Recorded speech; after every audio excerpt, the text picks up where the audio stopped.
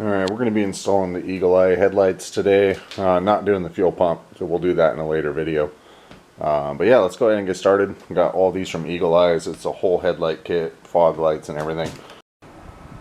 Okay, before we get started, these are what my old ones look like. They're not horrible, but they are 20 something years old, so it's due time to replace them. I could do my restore trick on them, but you know what?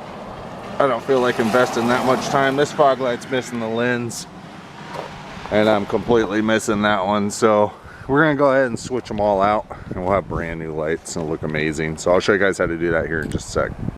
It's on the 02 Silverado. Pretty much 99 to 02 is all the same. 03 they went with more of the square headlights, but all the same concept. You have these little tabs on all of them. So you're just going to turn this to the side, turn that one to the side. These are pins and they pull flat out like that. Now your headlight is ready to come out. Going to do the same thing to this one.